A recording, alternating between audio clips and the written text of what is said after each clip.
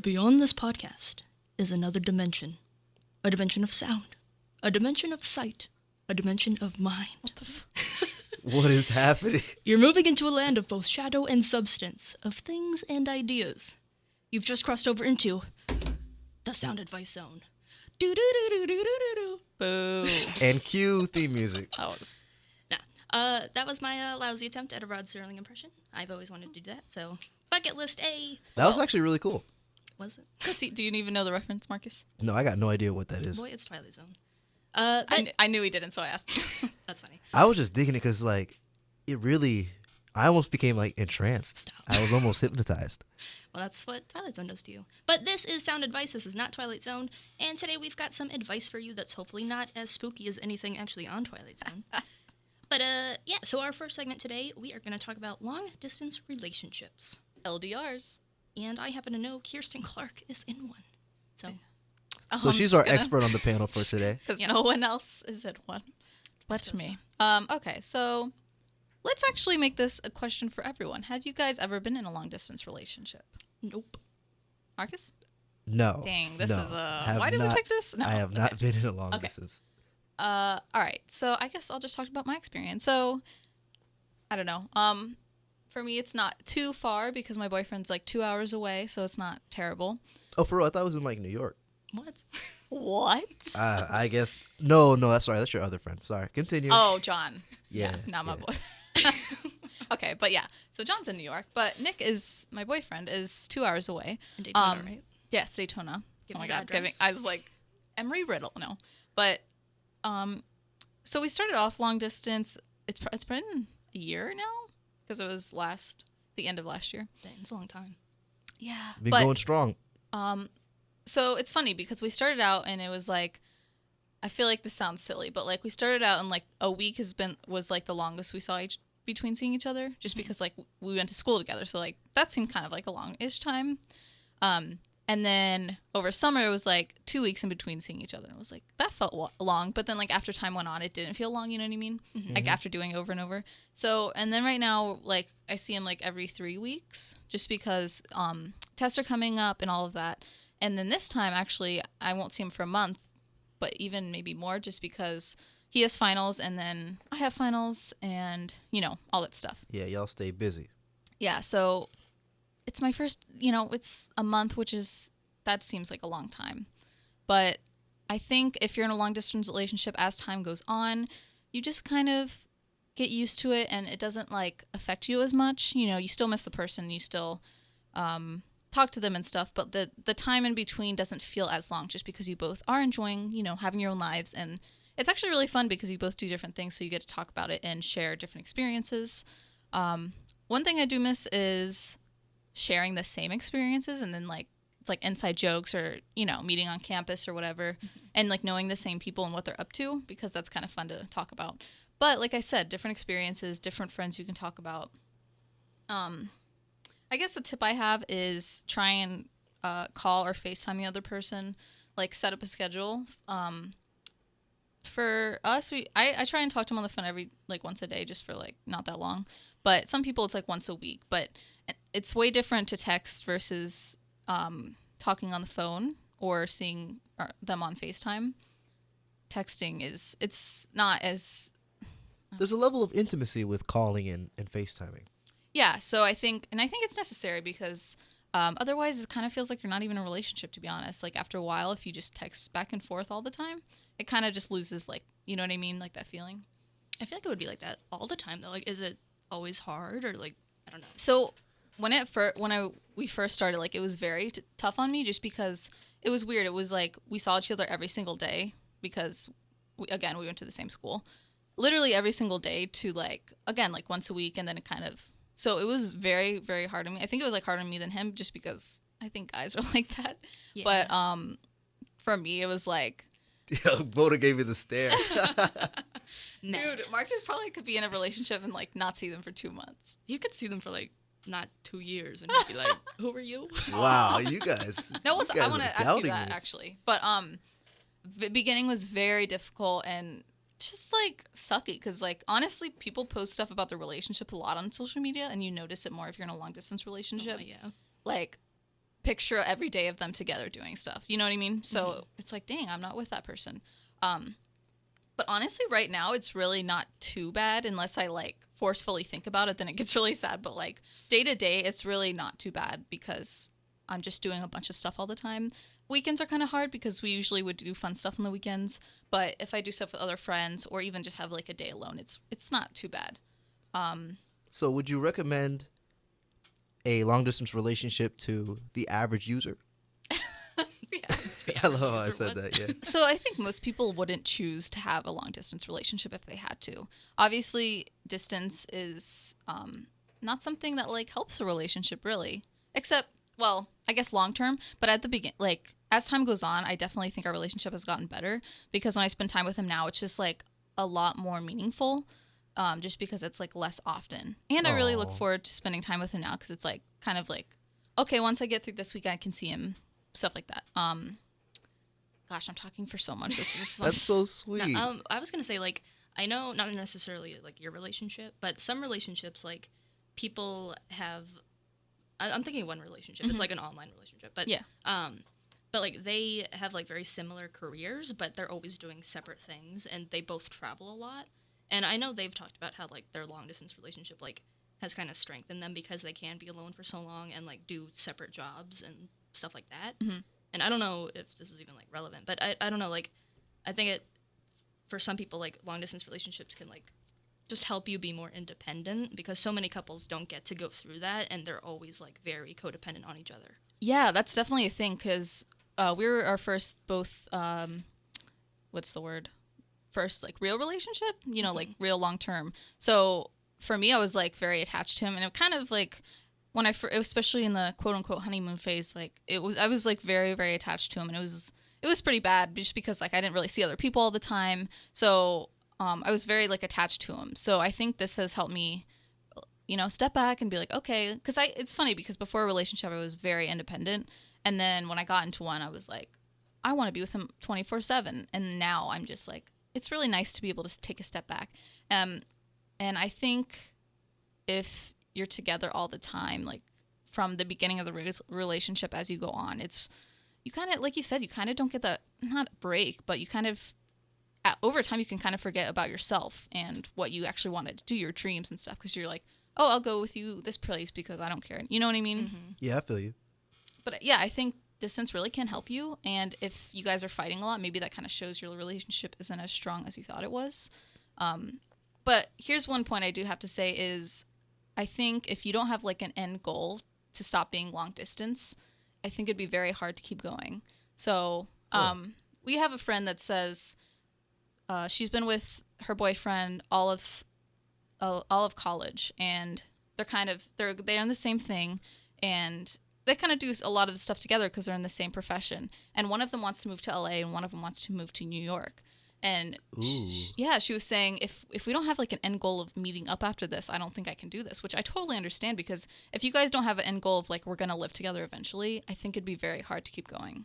Definitely. Like, how do you, I don't know, like for you personally, like I don't want to keep putting you on No, the spot because you're like the only person speaking. It's fine. But like, what do you guys plan to do? Like, I know Nick's still in school, right? Yes. And you're graduating like next year. Like, do you guys have plans? Like, have you talked about it? Yeah, I think it's funny because I'm very much a planner, and I like to look forward and be like, okay, here's what I'm going to do in the next year. Like, here's what I want to accomplish. Especially recently, I've set goals for myself and stuff. Career-wise, I'm not sure, but, you know, other stuff. Yeah.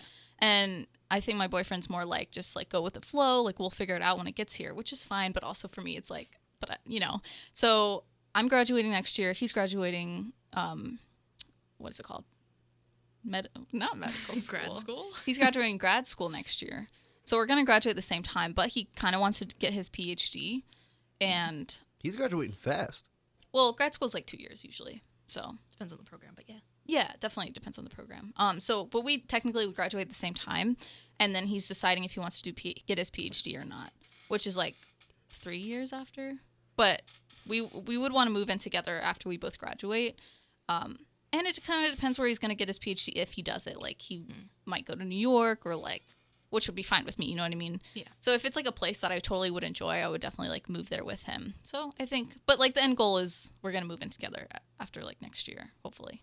That's interesting. So you would say that long distance relationships should be a temporary type thing where you deal with the long distance while you have to, but if the end game is not to eventually come back to having short distance where you guys are both in the same area, then it's not really something that's worth pursuing.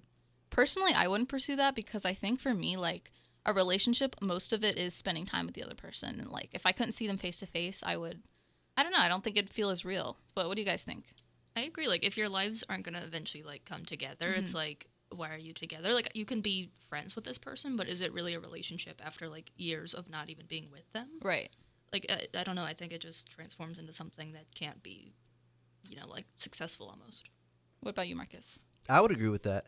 I think that when you're going to enter a relationship in general, I would not want to enter the relationship with it starting off as long distance. Mm-hmm.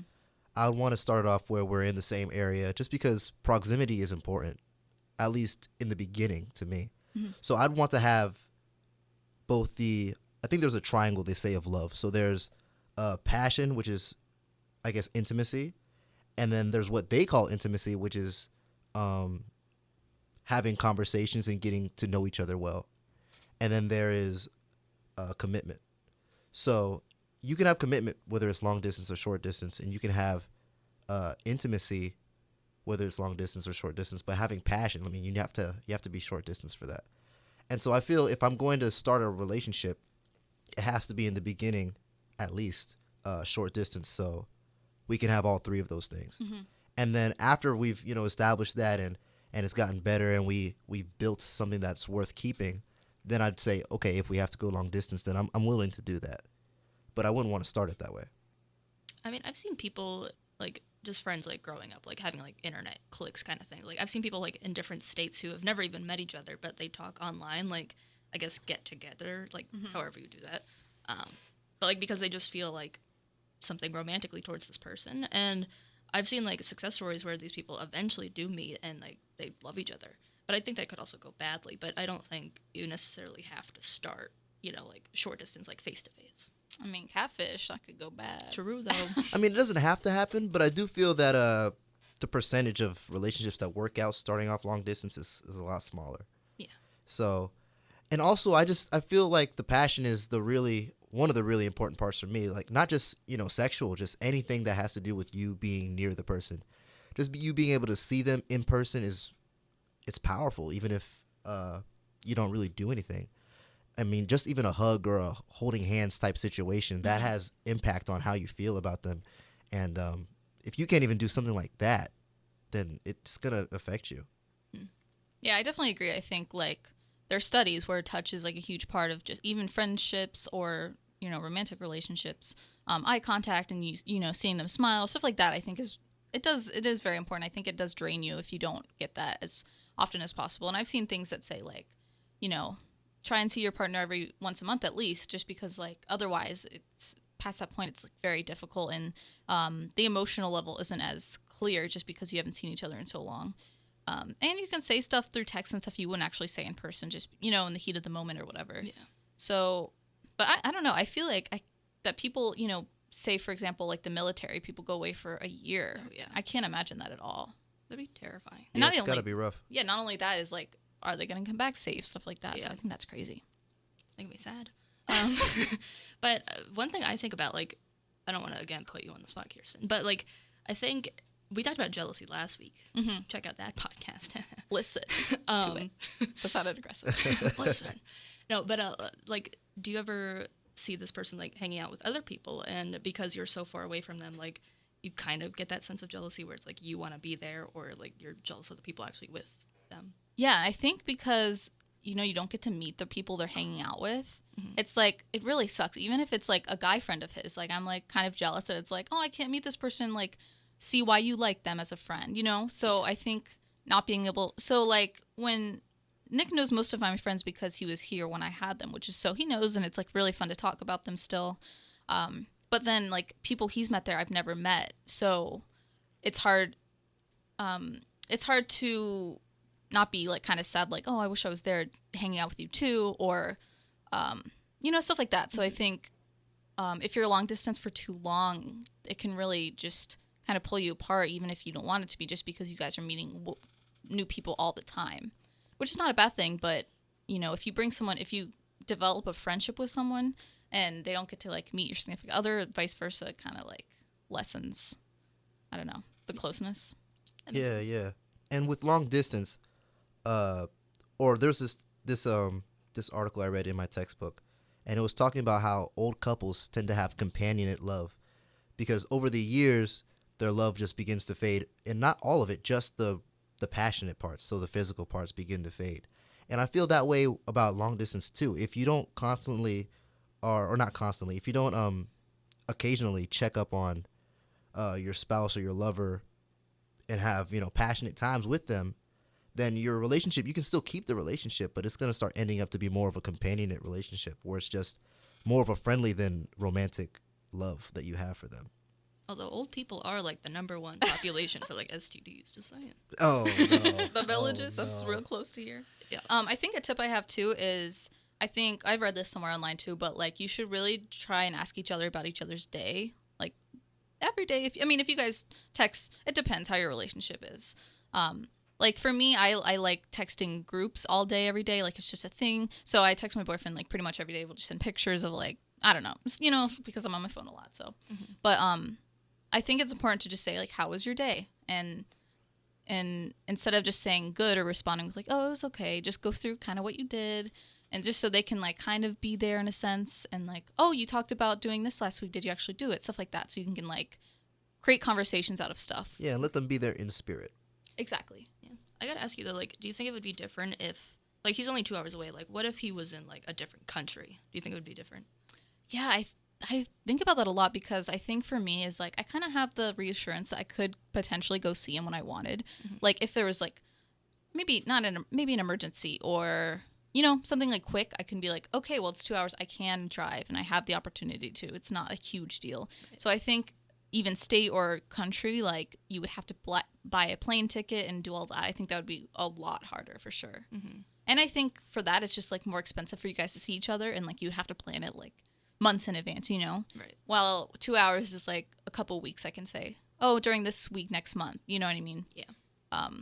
But yeah, what do you guys think?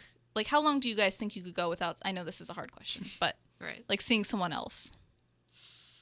I guess it's hard because friendship, for me, I can go a long time without seeing a friend. Yeah. Which is kind of sad though, because I think even friends like fade away. Yeah, sometimes. yeah, and you don't notice it as much for friends because you're like, oh, yeah, but. I mean, it depends on how much I am committed to the person that I'm with. So if I was with the person for a long period of time and I developed strong feelings for this person, then I would want to make it work for as long as possible. And as long as she and I were, were active, as long as we were active about trying to stay connected and trying to stay as a couple, then I feel like I could do it for an extended period of time. I mean, I wouldn't want to do it for years on end, but if there was like times where I could come and see her, she could come and see me every now and then, even if it's once a month or once a week, maybe twice a month, twice a week. But yeah, as long as we can see each other every so often, then I'd be okay with trying to make it work. Yeah, I agree, but I don't know. I feel like it would be hard. But Marcus, I don't know if you want to talk about this on the podcast. Like, you can strike this if you want. But I know you had a relationship. Yeah. From what I understand, like, it was you going to college and she was still in high school. Yeah. Or separate colleges. I don't know what the story was. But I think you were like, no, I'm not going to, like, wait for you, I guess. Yeah. And I think that's along the lines of long-distance relationships. So essentially what happened was I was dating this girl back in high school. She was 1 grade lower than me. So when I was a senior, she was a junior, and I was getting ready to go to UF, and she said she wants me to wait for her as in don't go to college yet, and wait for me to graduate, and then we'll both go to college. And I said, I mean, I'm definitely not going to do that. Yeah. And if we were going to be together, then, I mean, we were going to have to make it work long distance. Anyway, we broke up before that could happen, but yeah, I definitely wasn't going to wait for her to do that. But I was willing to make it work long distance because I really liked her, but I could tell from the way the relationship was going that it was just going to end before we even got to that point. Gotcha. But yeah, so I guess the solution to that is Just see where the relationship is going, and then if it's gonna work out, then hey, make it work. But don't wait for anybody. If you're gonna go to college, like if you're not there yet, or anything in your life, if you're doing anything in your life where they ask you to wait, I mean, no, go do your thing, and then you can still make it work. It doesn't have to be where you both just are in the same area every time in your life. I think that's really good advice because I think so often people like will put careers aside for like to be with the one they love. And I guess that's like romantic, but like you're sacrificing like your job, like what you love, like you're sacrificing a part of yourself that you've worked towards just for this person. So I don't think it's sweet, but it can also be foolish. Yeah, so like don't ever like do that and like fear a long distance relationship because it can work. And I think it depends what stage of life you're in. So college students, like they're a lot of times the relationships, people are going in very different career paths. And so, you think about where you're gonna live and what city works best for you. And I think kind of what I was saying about those two people splitting up because they have such different ideas of what is like a nice place to live if you have the opportunity to move. Don't sacrifice going somewhere with someone if you don't think you'll like the place just because they'll go. Mm-hmm. I mean, if you guys are gonna like start a family or whatever, and you're like, oh, I don't care as long as I'm with you, like I get that kind of, but if your career is somewhere else, I agree you shouldn't just pick up and go and I'll find something there. Like what if you really won't find something there? What if you regretted not going to where you wanted to actually go? Yep. I respect that. Thank you. All right, should we move on to the next segment? Sure. Yes, let's do it. All right, segment number 2. Tips appreciated Uh-oh. Woohoo. Bringing on it back. public speaking. Ugh. I think a lot of people feel that way about it. Yeah. So what we are going to do is we are going to give you some easy, well, maybe not easy, but some helpful tips that you can use to make public speaking less of a hassle, less of a chore, and less of a bore. Oh, that was good. Nice. Yeah, came up with that on the spot, huh? Pretty good. Hey, let's go. Stop. Everything you say, let's go. Let's go. Anyway, so number 1, first tip should be practice in front of the mirror. Because, well, you're going to see exactly how you look when you're speaking. So it's really important for you to practice in front of the mirror. Were you going to keep going? No, you guys are Okay. good. Well, I had a the reason I put this is I had a public speaking teacher. First of all, really, I used to hate public speaking. I just want to share this memory. I took a class in high school with public speaking, and it was with a teacher that I thought he was okay at the time, but also like very kind of like mean, So I took it, and it was actually a bunch of seniors in there. So I was like, okay, I'm going to drop this after this class. Yeah. But I had to take the first one. And we all had to go up and give an introduction to ourselves in front of the class. And I realized at the moment, like, this was not for me. Like, I blanked, and I was very nervous, and I hated every second of it. But then I came to college, and I had to take public speaking. So I took it over the summer to kind of get it over with. And I had a really awesome teacher who was very chill and, like, I guess an easy grader, but also, like, he wanted to do the speeches just because of the confidence he gave you. And he did say, I guess the book said, practice in front of the mirror, because when you do this, it's not to like embarrass you or make you feel stressed out about it, but you kind of pick up on little things that you do with your hands or your eyes, or if you kind of sway back and forth, it makes you pick up on these things. And then you can gradually kind of try and fix them before you actually do your speech. See, with me, I don't think I would want to look in a mirror because I feel like that would just make me more self-conscious because I'd be like, oh, I look stupid, but I can't even like control this. And I guess that's the point of it is like seeing that you look stupid and trying to control it. But that would make me more nervous. Oh, I totally get that too. I think it depends how confident you feel about yourself. Yeah. Is a big thing. Because if you're like starting out where you're just like, I genuinely hate public speaking, then yeah, I agree. That probably won't help you. You saying I don't have confidence? I mean, if it's your first time, if it's your first time doing it in front of the mirror, seeing yourself, and you're not very good at public speaking in general, it could be kind of I guess, Heartbreaking. yeah, it can be heartbreaking. It can be brutal seeing yourself try to do it because you're gonna see how. I mean, you've seen people public speak before. You've seen good speakers and good performers and presenters do their thing. So you're gonna see yourself and you'll say, "Wow, I'm not nearly as good as I thought I was or how I want to be." But you have to just practice because that's how you get better. So just have to practice and just take it as you see it, one step at a time. I agree that practice is important. Like, I'm going to just dismiss the mirror thing because it ain't for me. But I practice, like, definitely. Like, I used to wing all my speeches. Oh my gosh. And that would just make it way worse. Like, I had no idea what I was saying. I, like, think about what I'm going to say next in my head so I don't say it because I'm, like, solely confused on every aspect. So you should definitely plan and, you know, like, know what you're going to say. Like, don't, we have another point that I don't want to get to yet, but it's like, you know, don't memorize things, but just, like, just know what you're going to say. Like, just know your stuff. It's interesting. I got a little bit better at public speaking in high school only because one of my teachers, he wasn't even my public speaking teacher. I didn't have one. He was my English teacher. But, yeah, back in high school, he would have us do impromptu speeches. Us too. That was our English teacher. And that was so much fun. No. That was, what? You didn't like that? It was so much fun. It's so much pressure. He just say, Marcus, get up to the class and do a presentation. And I had to do a presentation on, I remember there was one, he said, why prostitution should be legal. And I still remember, I said, I mean, order a prostitute like you order a sandwich. And it was just so ridiculous. That's weird that he asked you that. Yeah, that sounds very inappropriate. It was a strange day, but it was so much fun. It was so much fun. I still remember it. So, and that's saying something because I don't remember much from high school.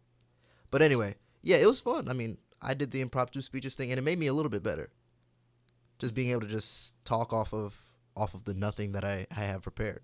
I feel like that. But you should always be prepared. Yeah, I feel like stuff like that could be very useful. But I think with our situation, we had the same English teacher, and he was like almost very intimidating, and he would make you talk until he was satisfied. So you would get up there, and he'll give you like a topic. Like I think mine was talking about my sisters, which like should be easy. And I went on for a while, but like he didn't stop me. He was like he just sat there with like his hands folded and just sitting there waiting for me to keep going.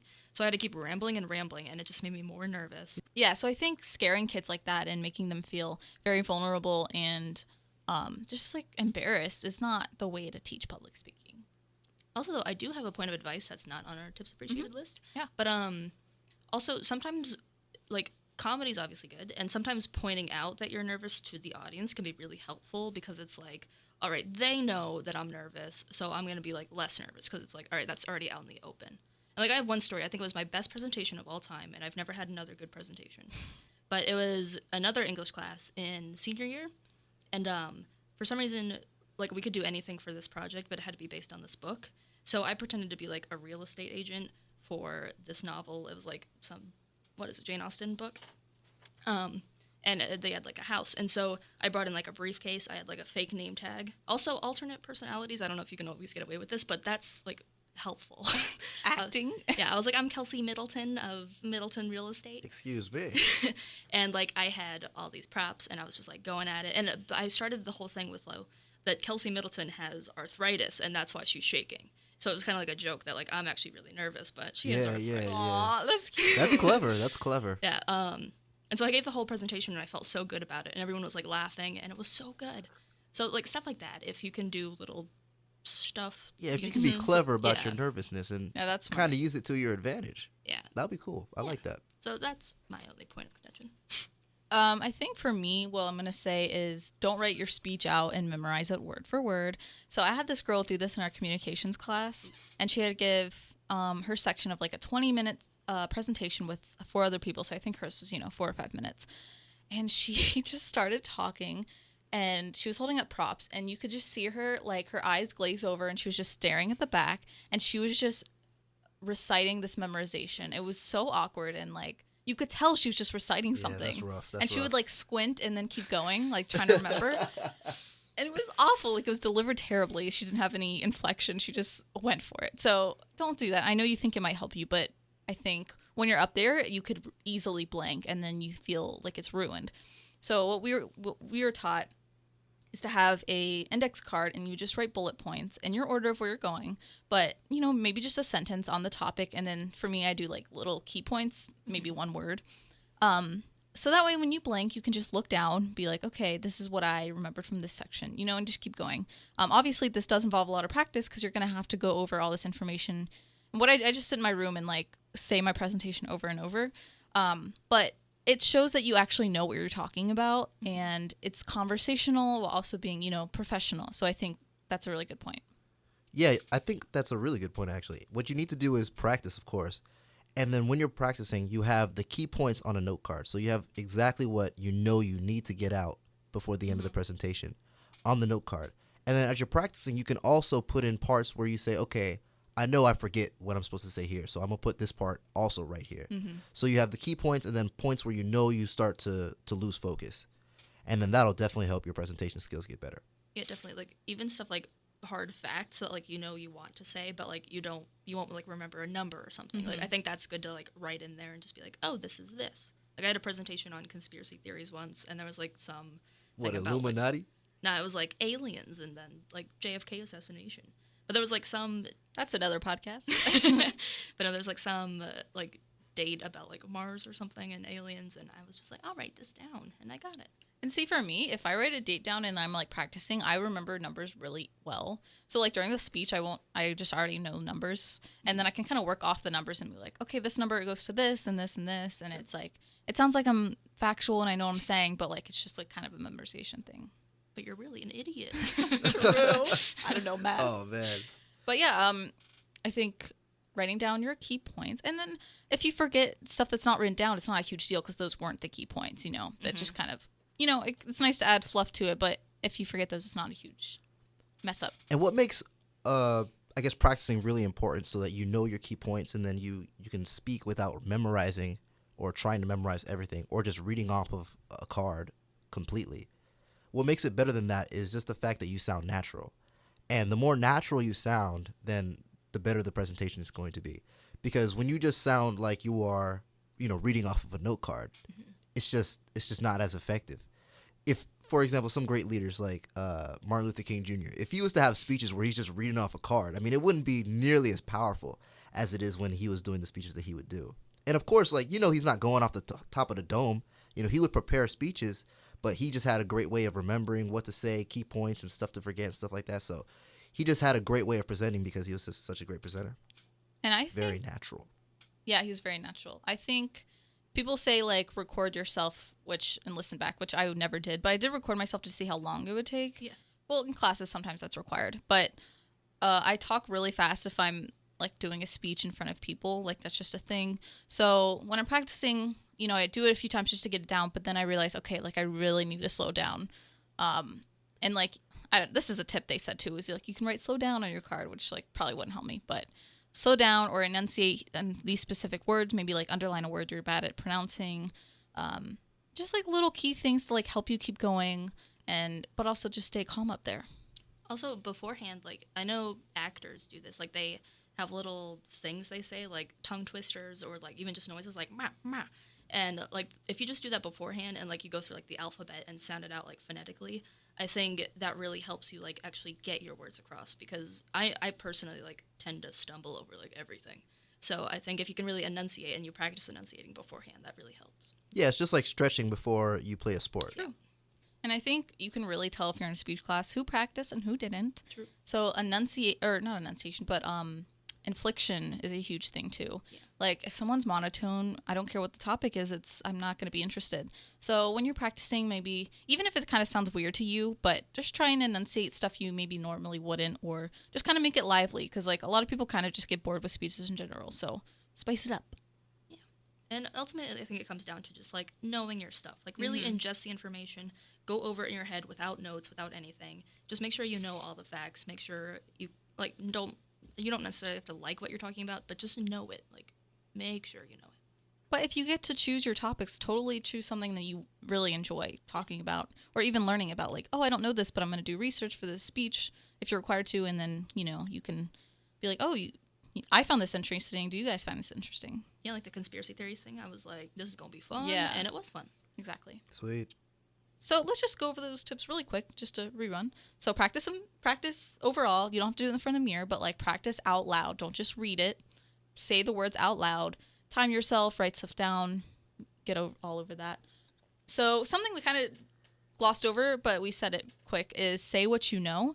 Don't like write stuff that you're like maybe uncomfortable saying, or you're not like, you know, because sometimes they have questions at the end of your speeches for the audience, like, you know, the classmates ask something. So, like, do some research, maybe if you don't even say it, like, that you have in the back of your hand. And then, of course, don't write your whole speech to memorize. So good luck out there if you have speech classes. I'm so Everyone sorry gets for you. no. I mean, you'll be great. Everyone gets through it. Everyone feels just as nervous as you, and half the kids do not pay attention because they're focused on their speech they're about to give. That's so true. Huh, good point. I'm talking way too much on this podcast, so I'm sorry. It's okay. 'Cause How it's dare all you. me. Kelsey and I will take the lead for the rest of this. All right, just you sit back and relax. Well, I mean, our next segment, I'm supposed to say, but Kelsey, you take over the next segment. Oh my Clark's goodness. supposed to now stay she got to quiet read now. this. But she got a Kirsten's- good voice for this, so go ahead. Do I? Yes. Anyway, so our next segment is hypothetically speaking.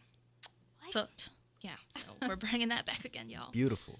All right, hypothetically speaking, guys. All right, you have a nephew, 6 years old, and he's getting to the age where he's starting to question a lot of the stuff around you. All right. All right.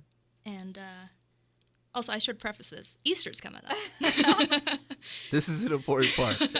No, Easter's coming up. I think Sunday. Yes. Sunday. Well, you know. So anyway, so it's around Easter time. You have a 6-year-old nephew. This is all hypothetical. So for Easter, your family's getting together, and you know they're painting eggs, doing egg hunts, eating candy, getting money maybe if they're like Get money. I got so What in much the money when I was a world? child. I got like $5 from an egg once. right though. It's great. So anyway, you're playing with your nephew when he cautiously asks you, "Yo, Kels," or "Yo, Kirsten," or "Yo, Marcus, Yeah. is the Easter Bunny real? Oh, What do man. you do?" Oh, Hmm. child curiosity. This is actually a very interesting question for me because there are a lot of factors that you have to take in. So, firstly, you have to take in how emotionally invested the kid is to the Easter Bunny True. or whatever myth that the kid believes in, you know? Myth. Yeah, you know, like Santa Claus. What other myths are there? Greek mythology. Greek mythology. That's what How I much he thought. believes in, Aphrodite. Anyways, Easter. But yeah, so it all depends on how much the kid has, how much emotional attachment the kid has to these characters and stuff, and then it also depends on what the parents think, because I would not want to infringe on what the parents are trying to teach the kid. So if the parents are convincing the kid that the Easter Bunny exists, I'm not gonna try to tell him otherwise. I'll just go with what the parents say, because I mean it's their kid. Kirsten. Yeah, I think. Yeah, I'm not like someone that would like intentionally be mean or like destroy child's dreams. Like I genuinely probably would just be like, of course he's real. Like, especially if you're 6, I feel like that's pretty young. I don't remember. I don't know the age of children anymore. Yeah, But it's pretty young. I definitely would. I would not want to be the one to tell them that, you know, because even if they had doubts, like again, I don't think that's my place necessarily, unless the parents like don't care. But I wouldn't go to all that trouble asking. I'd just be like, yeah, of course he's real, you know. All right, so let's change it up. What if the kid is like 12 years old? Do you tell him? Yeah, this kid this is no longer a kid. This is a preteen. Literally. But what if he still believes? Do you tell him? Yeah, you gotta break his heart. I feel like I wouldn't even. I feel like I wouldn't even like believe that he actually. wouldn't even thinks that. I'd be acknowledge like, it, "You're huh? funny, you're funny," and he's like, "What?" I'm like, You just That question would right there. hurt him. That would hurt his feelings even more. Like, wait, what? You're making fun of me, and he doesn't exist? really quick. I saw this video on BuzzFeed of parents telling their children that Santa wasn't real, like as a BuzzFeed Oh my video. God, I hate Oh, BuzzFeed. no, there's a lot of channels like that. Like, there's a new channel. I don't think it's BuzzFeed, but it's something else, and it's like BuzzFeed is the worst. they just break all this news to people, and it's just like, why? Yeah, but like children, like a lot of the kids were very sad, and like some started crying, and I think like that's such a like. And they didn't cut the camera. Yo, I'd be like, hey, cut. But that's such like personal experience of like when your parents tell you, and like to learn on set of. Yeah, that's what I'm saying. the You're YouTube learning this video. on television. Like, that's just, I don't like that. I don't like that at all. But actually, it was funny because one kid was like very adamant that he was real, and he's like, "I don't believe you. I know he's real." And like the whole time he said that, which is funny. But yeah, 12 I think is kind of reaching it. I mean, if you're like 13 years old and you still believe in the Easter That's, Bunny, then that's Privilege in crazy. a weird way. Like you still don't thank your parents for stuff. I know that's taking you to a Yeah, different that's level, what I'm but saying. That's exactly what I was going to say. I mean, there needs to be a point where you are, I guess, aware enough to be able to say, "Hey, my parents are doing these things for me. Like the money I get in these eggs, which I can't believe y'all actually did that. I never got no money. In my Really? eggs. That's messed up. But That is anyway, rare. the money you get in your eggs or the Christmas presents you get, and is there any myth about Halloween? Is there any No. character that you got to believe in? I don't know. The Great Pumpkin. Yeah, yeah. If they don't, Marcus, like, yes. but yeah. So if you don't eventually figure it out, then you're just gonna constantly be believing in this guy that doesn't exist. When you got parents who love you and support you, who are doing all these things for you, which is one thing why I don't understand why the myths would come out in the first place. Because if it was me, the kid's like, oh my God, who got this for me? I'm like, it was me, son. Make sure they appreciate what's up. I spent my money. Yeah, that on was this. me, baby. And they'd be like, oh, thank you, Dad. Yeah, you better. Nah, I feel like the kids would not be grateful. Okay, because no, you go to school, Marcus, and like the social environment of school, you can't. You can't have your kid be the one saying Santa isn't real, everyone, and then Oh the yeah, preschool my kid would be shredding all these Stop. dreams. That would be hilarious. My kid would just be out there, just yeah, guys, Santa Claus isn't real. It's your parents. There are a lot of Or kids maybe like the that. kid would think it was me who was giving everybody presents. True. It's my dad. He gives Oh my everybody God. presents. I'm Santa. No, I feel like kids, like it's like tradition to like keep believing and like pass it down because it's like childhood innocence. But also, like, yeah, if you, You're just lying to your kids. Yeah, but it's like nice and they're like excited. yeah, I don't Like know they why. need to be excited for when Daddy comes bringing them some presents and stuff. Nah. Bringing home some eggs, Next time they'll just like get the spoiled. Tooth Fairy. No, also I feel like stuff like that is like, it's kind of like a way to manipulate kids. It's like, if you don't go to bed right now, the Easter Bunny's not going to come or something. Like, I just stuff think like it's that. so interesting how that's how we do it, because we could have definitely done it just the regular way, Like, take that same situation. Hey, if you don't go to bed, Sonny, I'm not going to give you this, That's It's this exact same thing, just, I guess they just like the magic of the myths of the Easter Bunny, Tooth Fairy, Santa, It's cute. and anybody else. Those things go back really far too. Pumpkin And it's Man. like Yeah. it's not just America. Like every country does it. So it's kind of like, I mean, you can do it. You don't have to do it, but it's like a tradition, like Kelsey said. And I think if you told them right off that it wasn't real, like all those movies, they would just be bitter about. And then Yeah. the kids at school, like I hated when kids told me at school that they weren't real because I'm like, yes, they are. Right. Like you're upsetting me. Literally. So I think if Mark is actually a father, he would go along with it. Yeah, I'd go along with it for at least a couple years. They're like 2 years.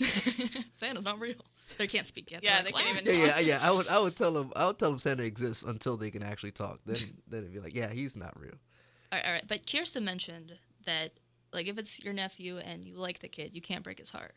But let's go back. The kid's 6 years old again. But it's not your nephew. It's just some random kid, and you really don't like this kid. Do you just tell him just to be, like, spiteful? This is gonna hurt his feelings. Oh man, I can't bring myself to doing that. If it was But you me, can I would your just. own kid. True. I mean, I just can't bring myself. Like I said, it's all about whether it's all about how the kid was raised. Like if it was my kid and I raised the kid to not believe in Santa, then that's just what it is. Or sorry, Easter. We're talking about Easter. Not to believe in the Easter Bunny, but like if I'm on the outside, so if I'm the outside factor, then I have to obey what the parents say. So if the parents tell the kid that that's what it is, then I'm gonna say, okay, that's what it is, and I'm not gonna try to tell them otherwise, even if it's a kid that I don't like. What if you don't like the parents? Huh? That's actually, I don't know. That would be a little interesting if I just wanted to troll the parents. Yeah. I don't know. What about you, Clark? What do you say? I feel like in that moment, I don't know. I feel like I wouldn't just be like, "Yep, he's not real." Like I don't know. Even if I hated him, he's still like a child, and I don't know. Maybe I don't know. But I feel like I'd be like, I just do it, and I would just be like, "Yeah, he's real," Because again, I think it's like kind of a parent thing. Also, like, what if he rats you out to his parents? Like, Kirsten told me he wasn't real, so and you look bad. I wouldn't care. Well, here's the thing about it. It's like you look bad, but you didn't lie. I mean, Well, like yeah. think about it from like a moral standpoint.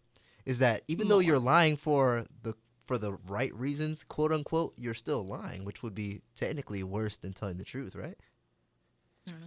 For some reason, though, I can imagine Kirsten being, like, really savage, though, and just being like, yeah, the Easter Bunny's not real. If and I'm you're in like a bad mood and like Yeah. I've been with this kid all day and he's getting on my nerves, I would do that in a heartbeat. Yeah, because I like can kids picture make me that. so.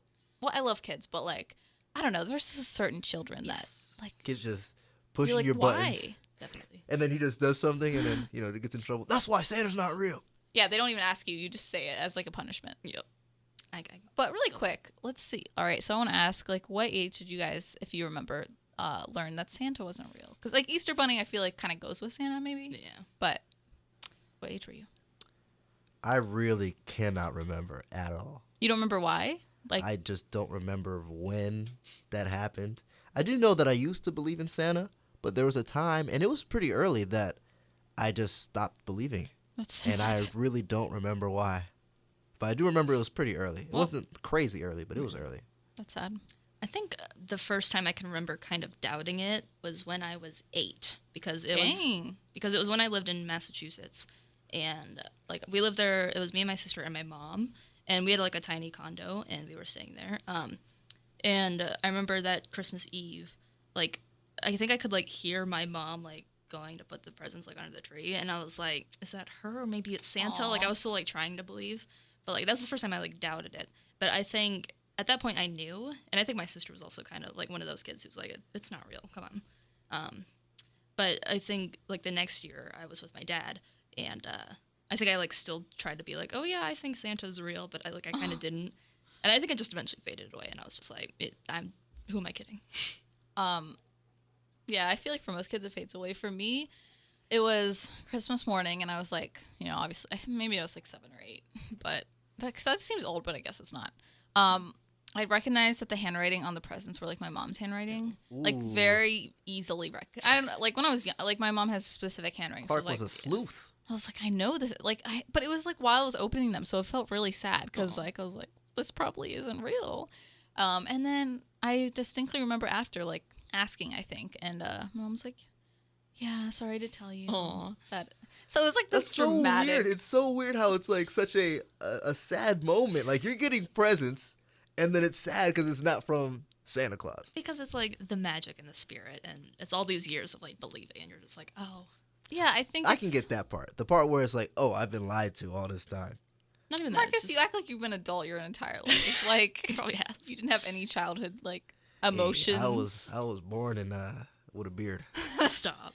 No, when you're a child and you're like, see, to me, it wasn't even like the being lied to. It was just like the whole story that the entire world has been telling me Yeah. is like, I don't know. It's like It's your world something you're not, coming down. yeah, Your something world you're not a collapsing. part of. And then like, you're like, wow, I'm the only one that didn't, like, it's just it's a strange feeling. 'Cause, like, I wasn't like sad, but I was just like kind of disappointed. I was like, oh, okay, well, guess, Well, thanks, Mom. guess we've been making those cookies for no reason. True. Nah, you've been making them cookies for Mama. But on the I think before even I had my little condo realization, I think on the subject of like handwriting, I remember once me and my sister were like looking in the closet of my parents' room to see like if there were any presents in there, because like my parents would always still get us some presents, and they Yeah. would be like from mom and dad.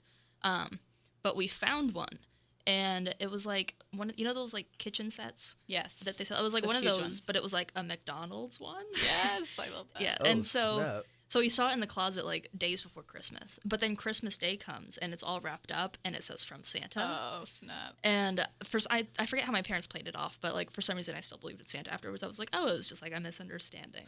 Yeah, but- Santa just dropped it off early. Yeah. But yeah, so I think that might have been the first time I was like, That's oh. sad. I hate, like, when you're a parent, you don't think of stuff like that. And then, like, Yep. you think, oh, my kids won't notice. And, like, some little kids can pick up on a lot of stuff. Yeah. Yeah, I've got a lot of little brothers and sisters, and they are very attentive. They can see and understand so much. I mean, way more than you think they would. Yep. So you think, oh yeah, they're gonna be oblivious. They're gonna be ignorant to this. Mhm. No. They notice and they register it. Like it registers in their head, Mhm. and they understand it. Even if they don't tell you they do, they do. So I actually do have like a 5-year-old nephew, and like before when he was like little, like maybe 3, like you could tell him something and he would forget about it like 10 seconds later. And like I'll still try to do that to be like, go do this, or I'll give you this, but like Yeah. I won't actually give it to him. But like now he'll like come back and be like, you said you were going to give me something, and I was like, oh, like I thought you would forget about it. But they are very perceptive. Like yeah, they latch on understand and everything. they'll remember. Yes. So That's true. Like they'll, like, even as we're this age, like, you remember very specific things about being small, being a child, but like things that like changed, like the Santa thing. Marcus didn't remember, but like huge things, like you think they're small at the time, but they remember. So be nice to children, True. but also get a ghostwriter for your packages for Easter and Christmas. That's a lot of work though. get a ghostwriter and know where to hide them. Just write with your left hand. No, ghostwriter. Opposite hand. Like, wow, Santa's got some terrible handwriting. Although my mom, I guess it was my mom, like we had mirrors in our room, like on the closet doors. They were like full length mirrors. Yeah. And they would like write Santa's notes on there in like marker. But I don't know how we didn't wake up, first of all. But like every year there was one, and I don't know how we didn't realize it was the handwriting. That's cute though. It was always fun. People do like reindeer feet through the house with like it's like a kit, but that's like Man, a y'all lot of y'all work. went extravagant with all Nah, that. well, that White wasn't people. us. Yeah, true. On that y'all are note- crazy. I think we're done. Yeah. So what should be the general takeaway from this? Well, I mean, be nice to kids unless you want to be mean that day. Be nice to kids unless they're just getting on your nerves. Yeah, don't ruin the dream. Don't ruin the dream. There we go. I like that. That's Don't how ruin we the dream. end. Don't ruin the dream. That's a bold move. Bold move. With that, I'm Kirsten. I'm Kelsey. And I'm Marcus. Thanks for listening. Peace. See ya.